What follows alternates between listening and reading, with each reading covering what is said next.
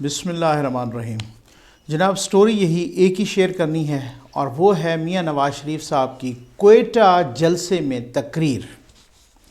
ایک بات میں ذرا پہلے بتا دوں کہ یہ جو لوگ کہہ رہے ہیں نا کہ نواز شریف صاحب جذبات کی رو میں بہہ کے، میں سمجھتا ہوں وہ احمقوں کی جنت میں رہتے ہیں۔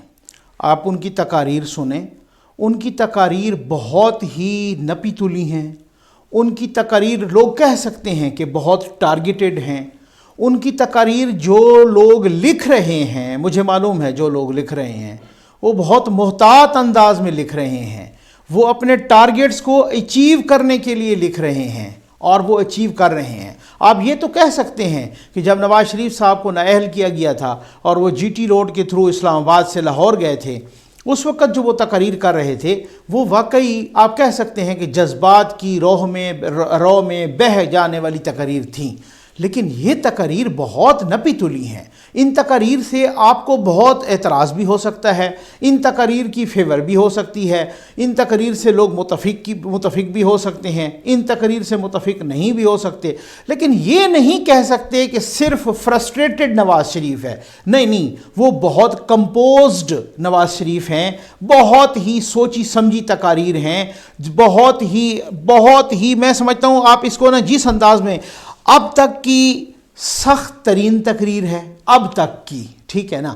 وہ اے پی سی میں بھی کی، اس کے بعد انہوں نے اپنی 2 پارٹی کے اجلاسوں میں کی، پھر گجرانوالہ کے جلسے میں بھی کی، اب بھی کی، مگر سب سے محتاط ترین تقریر بھی ہے۔ اب آپ کہیں گے کہ آپ کس طرح کی بات کر رہے ہیں، انہوں نے تو پھر نام لیے اور نام بھی ایسے لیے، دبنگ انداز میں لیے اور تنقید بھی ایسی کی۔ میں بتاتا ہوں کس حساب سے ہے۔ تقریر آپ نے سن لی، میں نے وہ جملے نہیں دہرانے، میں نے وہ الفاظ نہیں دہرانے، میں نے تجزیہ دینا ہے، تجزیہ، ٹھیک ہے نا۔ انہوں نے مہنگائی پر بھی بولا، پور گورننس پر بھی بولا، حکومت پہ بھرپور رج کے تنقید کی۔ اچھا، بلوچستان میں مسنگ پرسنز کا بھی مسئلہ، یہ میں جلدی ذرا گزرتا ہوں کہ میں نے بڑے مین پوائنٹ پہ آنا ہے۔ بلوچستان میں مسنگ پرسنز پہ بولے۔ اب آپ دیکھیں نا کہ جہاں پر جس دکھتی رگ پہ ہاتھ رکھنا تھا، جہاں پر جس دم پہ پیر رکھنا تھا، جہاں بالکل، اب بلوچستان کے جلسے میں انہوں نے مسنگ پرسنز کی بات کی۔ اچھا، انہوں نے فرسٹ ٹائم لال مسجد کی بات بھی کی، وہ جب مشرف صاحب کا ذکر کر رہے تھے تو بہت جو ہے نا پری پلانڈ طریقے سے کھیل رہے ہیں نواز شریف صاحب، یہ میں آپ کو بتاؤں۔ کراچی میں کیپٹن صفدر صاحب کی گرفتاری کی بات کی، کمرے کا دروازہ توڑنے کی مذمت کی، اور اسی طریقے سے ساتھ یہ بھی بتایا کہ وہ کون سے فیکٹرز تھے جو اس میں انوالو تھے، ان پر بھی تنقید کی۔ الیکشن میں دھاندلی پر بھی بولے، آر ٹی ایس کا بیٹھ جانا وغیرہ یا بٹھا دینا، سارا کچھ۔ اب آ جائیں اہم ترین نقطے پر، جس پر میں آنا چاہتا ہوں، جس پر میں رکنا چاہتا ہوں، وہی بات کی اداروں اور کرداروں۔ فرق کیا تھا؟ آج تھوڑا مزید واضح کیا انہوں نے۔ کون سی؟ کافی تمہید باندھی پہلے، اور انہوں نے بہت واضح الفاظ میں، بہت عام فہم الفاظ میں، بہت ہی میں سمجھتا ہوں کہ کیٹیگوریکل انداز میں انہوں نے کہا کہ فوج بطور ادارہ میرا نشانہ نہیں ہے۔ یہ آپ تقریر سن لیجیے، آپ میں سے بہت ساروں نے سن بھی لی ہوگی، بالکل نشانہ نہیں ہے۔ اسی لیے انہوں نے کہا کہ میں باقاعدہ نام لیتا ہوتا ہوں کہ جس کی وجہ سے یہ واضح ہو جائے کہ میرا نشانہ پاک فوج کا ادارہ نہیں ہے، پاک فوج نہیں ہے، بلکہ میرا نشانہ ادارے نہیں بلکہ کچھ کردار ہیں، ٹھیک ہے نا؟ سمجھ آ گئی نا آپ کو نا؟ اداروں کو میں کرٹیسائز نہیں کر رہا، میں کرداروں کو کر رہا ہوں۔ پھر انہوں نے نام لیا جنرل باجوہ صاحب کا بھی 1-2 دفعہ، دوبارہ وہی کہ یہ سوال کا بھی جواب آپ کو دینا پڑے گا، یہ بھی جواب دینا پڑے گا۔ لیکن آج انہوں نے جنرل فیض حمید صاحب کو، یعنی D G I S I کو بہت زیادہ رگڑا۔ انہوں نے بہت سارا، انہوں نے وہی الیکشن، انہوں نے کہا آپ بھی ان کے ساتھ شامل تھے، وہی جناب الیکشن کی دھاندلی پر بھی، وہی جناب کہ آپ نے جج سے جا کے ملاقات کی، اس پر بھی کتنے سالوں سے آپ سیاست میں ملوث ہیں، اس پر بھی آپ کو جواب دینا ہوگا، یہ بھی جواب دینا ہوگا۔ فیض آباد دھرنے پر بھی، اور پھر اس کے بعد کہا کہ آپ نے اسی وجہ سے آپ کو ترقی بھی ملی، اور پھر اس کے بعد انہوں نے کہا کہ جناب آپ نے اس وجہ سے جسٹس قاضی فائز عیسیٰ کے خلاف بھی ریفرنس دائر کروایا تاکہ وہ ریویو پٹیشن نہ سن سکیں اپنا فیض آباد دھرنے کی۔ بہت بڑی بات میں سمجھتا ہوں۔ اچھا، اب انہوں نے سعودی عرب کی بھی بات کی۔ سعودی عرب کا ذکر نواز شریف صاحب مسلسل کیے جا رہے ہیں، اے پی سی سے لے کر آنورڈ ان کی جتنی تقاریر آئی ہیں انہوں نے سعودی عرب کا ذکر کیا ہے کہ آپ نے سعودی عرب کو ناراض کیا ہے. میں نے آپ کو بتایا تھا نا بہت ساری ایسی چیزیں ہیں. میں نے آپ کو بتایا تھا چلیں ساتھ اسی طرح سے چلے جاتے ہیں, ساتھ ذرا ڈاٹس آپ نے ملانے ہیں. میں نے آپ کو بتایا تھا نا کہ بھائی اپوزیشن اکیلی نہیں ہے اب کی بار اب یہ ٹوکری موندی نہیں ہونے لگی, نہ بیرونی طور پر نہ یہ اندرونی طور پہ. اچھا مجھے آپ ایک بات تو بتائیں, آپ میں سے ماشاءاللہ بہت سارے بہت ڈیسنٹ, بہت سب کے سب, میں تو اپنے کو آپ سے یہ سمجھتا ہوں کہ آپ تو سب کے سب مجھ سے زیادہ جانتے ہیں, لیکن آپ مجھے ایک بات بتائیں, میں آپ سے پوچھنا چاہ رہا ہوں کہ یہ کیسے ممکن ہے کہ کوئی بھلے وہ لندن میں بیٹھے ہوں لیکن نواز شریف صاحب کے سارے سٹیک یہیں پہ ہیں پاکستان میں. نواز شریف صاحب الطاف حسین نہیں ہیں یا کوئی اور دوسرا تیسرا نہیں ہے. نواز شریف صاحب کا پولیٹیکل سٹیک یہیں پہ ہے, نواز شریف صاحب کا گھر یہیں پہ ہے, نواز شریف صاحب کی بیٹی یہیں پہ ہے, ان کے باقی بھائی وغیرہ ان کی پارٹی یہیں پہ ہے. اور وہ آپ سمجھتے ہیں کہ پنجاب کی تو سب سے بڑی پارٹی ہے نا اس وقت بھی, جو موجودہ الیکشن ہوا اس وقت بھی پنجاب کی سب سے بڑی پارٹی ہے, تو ملک کی بھی اسی طرح سے بڑی پارٹیوں میں سے پارٹی ہے. تو اب یہ آپ دیکھیں, میں آپ کو بتاؤں کہ کوئی آرمی چیف کے خلاف اس وقت آپ اگر پاکستان کے معروضی حالات دیکھیں, اس وقت نہیں, 1947 سے لے کر پاکستان کے قیام سے لے کر اب تک آپ اگر معروضی حالات دیکھ لیں, پاکستان کی گراؤنڈ ریالٹیز دیکھ لیں, زمینی حقائق دیکھ لیں, تو اس سے آپ کو کیا, اگر آپ سے کوئی پوچھے, وہ تو کاغذوں میں ہوتا ہے نا جناب کہ who is the chief executive of the country, ملک کا چیف ایگزیکٹو کون ہے, تو آپ کہیں گے وزیر اعظم ہے, اور ملک کا انتظامیہ کا سربراہ وزیر اعظم ہے. ٹھیک ہے, بالکل وہ صحیح بات ہے, قانونی اور آئینی طریقے سے بھی ٹھیک ہے, کاغذی طریقے سے بھی ٹھیک ہے, ہر حساب سے. لیکن اگر آپ سے کوئی سوال کرے کہ ملک کے آپ 2 طاقتور ترین لوگوں کا نام بتائیں, تو آپ کہیں گے ایک آرمی چیف ہے, ایک DGI ہے. کس کو نہیں پتا, سب کو پتا ہے. ان 2 کے خلاف کھڑے ہو کے مسلسل بولے جانا, مسلسل ان کا نام لے لینا, تو کیا آپ یہ سمجھتے ہیں کہ یہ صرف اور صرف کسی فرسٹریشن کا نتیجہ ہو سکتا ہے؟ آپ یہ سمجھتے ہیں کہ یہ صرف اور صرف کسی غصے کا نتیجہ ہو سکتا ہے؟ صاحب میں یہ نہیں سمجھتا. ٹھیک ہو گیا نا, میں یہ سمجھتا ہوں کہ یہ بڑا سوچی سمجھا ایک نتیجہ ہو سکتا ہے.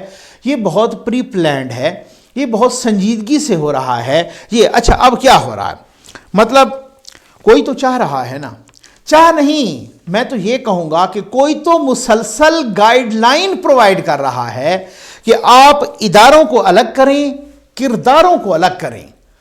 بیرونی کچھ طاقتیں بھی ہیں جو یہی چاہ رہی ہیں, اور خاص طور پر جس نے تقریر لکھی, جو لکھ رہے ہیں, وہ اب کی بار اس دفعہ انہوں نے مزید ذرا واضح کر دیا, مزید جو کچھ اگر کوئی کہیں ابہام تھا تو انہوں نے اس ابہام کو دور کر دیا کہ نہیں صاحب فوج تو ہے ہی نہیں ٹارگٹ نا. اور انہوں نے تو شاباش دی باقاعدہ فوج کو, انہوں نے تو جناب سب کچھ بہت تعریف کی. انہوں نے کہا کہ کرداروں کو الگ کریں, اور وہ کردار جو سیاست میں عمل دخل جن کا ہوتا ہے, وہ کردار جو قومی مفادات کے ان کے بقول الٹ کام کرتے ہیں, جو الیکشن میں دھاندلی کرواتے ہیں, وہ کردار جنہوں نے ان کے بقول عمران خان صاحب جیسے نالائق ترین بندے کو بٹھایا اور پھر معیشت کی تباہی ہوئی, سارا کچھ, اور یہ جواب دینا پڑے گا وغیرہ. اب مقصد کہنے کا یہ ہے کہ کوئی مسلسل ان کو گائیڈ کر رہا ہے کہ میاں صاحب اداروں کو بالکل سیپریٹ کریں, کرداروں کو بالکل سیپریٹ کریں, اداروں کو عزت دیں, پاک فوج کے ادارے کو بالکل الگ کر کے عزت دیں, اور بالکل الگ کر کے کیٹیگوریکلی کہیں کہ میرا نشانہ وہ نہیں ہے, ان کو شاباش دیں, ان کی تعریف کریں, ان کو سلام پیش کریں. لیکن کو جو 1-2 کردار جن کے بارے میں وہ بار بار کہہ رہے ہیں, جنرل باجوہ صاحب اور جنرل فیض صاحب, اس کا مطلب یہی ہے کہ میں نے آپ کو کہا تھا نا بھائی یہ اکیلی نہیں ہے اپوزیشن, باقی آپ سمجھ سکتے ہیں. اور میں آپ کو یہ بھی بتا دوں کہ یہ اکیلی بیرونی لحاظ سے بھی نہیں ہے, اور یہ اکیلی اندرونی لحاظ سے بھی نہیں ہے. آپ کو میں نے ایک بات کہی تھی جب گجرانوالہ والا جلسہ ہوا تھا اور نواز شریف صاحب نے تقریر کی تھی, وہ میری ویڈیو موجود پڑی ہے, آپ دیکھ سکتے ہیں. میں نے کہا کہ دیکھیں, اتنے طاقتور انسان کے خلاف بات کرنا اور پھر اس کے بعد آگے دیکھتے ہیں کہ کیا کوئٹہ کا جلسہ ہو پاتا ہے. اگر وہ ہو جاتا ہے تو اس کا مطلب تو یہی ہوا نا کہ اپوزیشن اکیلی نہیں ہے نا. پھر وہ جلسہ بھی ہوا اور وہ اسی جلسے میں پی ڈی ایم کے جلسے میں نواز شریف صاحب نے تقریر بھی کی. پی ڈی ایم والے بھی تمام تقریریں آپ سن لیں منوان یہی ہیں, صرف یہ ہے کہ انہوں نے نام نہیں لیا اور وہ انہوں نے ڈائریکٹ نام لے لیے. اچھا وہ اگر تقریر کر رہے ہیں تو پھر اس کا مطلب تو یہ ہوا نا کہ وہ تقریر کر رہے ہیں نام لے کر تو پی ڈی ایم کے پلیٹ فارم سے رہے ہیں نا, وہی پی ڈی ایم کا پلیٹ فارم ان کی تقریریں سنا رہا ہے نا. تو پھر اس کا مطلب تو یہی ہوا کہ پی ڈی ایم بھی پوری کی پوری اپوزیشن ان کی تقاریر کو اون کر رہی ہے. تو اب نیکسٹ جلسہ بھی اسی طریقے سے ہوگا. تو یہ ایک سوچنے کا مقام ہے, یہ ایک یہاں کچھ چیزیں کچھ کلک کرتی ہیں کہ بھائی اتنے کچھ کہنے کے باوجود, اتنا نام لینے کے باوجود کہ جہاں نیچے بیٹھے ہوئے باقی لوگوں کی بھی ٹانگیں کانپ رہی ہوں, تو وہ اس کے باوجود تب بھی اسی طریقے سے اپوزیشن آگے بڑھی جا رہی ہے, تب بھی کوئی اس طریقے کی کوئی بڑی گرفتاری نہیں ہو رہی, تب بھی کوئی اس طریقے کا کچھ نہیں ہو رہا. تو پھر اکیلی نہیں ہے نا, پھر ان کے ساتھ کوئی ہے, ڈیفینیٹلی ہے. تو پھر کوئی کچھ لوگ ہیں جن پہ تنقید ہو رہی ہے, ذرائع کہہ رہے ہیں نا کہ وہ ان کی کچھ پاور, کچھ پوزیشن, کچھ سٹیٹس کمزور ہو رہا ہے نا, یہ ذرائع بتا رہے ہیں نا. میں آپ کو بتاتا ہوں نا. اچھا اب اس کے بعد دیکھیں, انہوں نے آخر پر نا 3 پیغامات دیے. ٹھیک ہے, 3 پیغامات. ایک اور بھی بڑی اہم بات کی, وہ میں ان 3 پیغامات کے بعد بتاتا ہوں. انہوں نے پہلا پیغام دیا آرمی کو, فوج کو. انہوں نے کہا سپاہی سے لے کر جناب اوپر تک کسی کو تو پتہ ہی نہیں ہوتا کہ یہ کردار اپنے مفاد کے لیے کیا کیا کرواتے ہیں. پھر انہوں نے جنرل مشرف صاحب کی مثال دی اور وہ کارگل کی مثال دی اور کہا کہ وہاں پہ تو ہمارے نوجوان اور آفسرز جو وہاں لڑ رہے تھے وہ کہتے رہے کہ بھائی کھانا نہیں اسلحہ تو بھیجو ان کو, تو اسلحہ کسی نے نہیں بھیجا. وہ اس طریقے سے ان کو جو ہے نا شہید ہوئے اور اس طریقے سے ان کے ساتھ یہ زیادتی کی گئی. تو انہوں نے ان کے بقول انہوں نے سب کچھ کہا.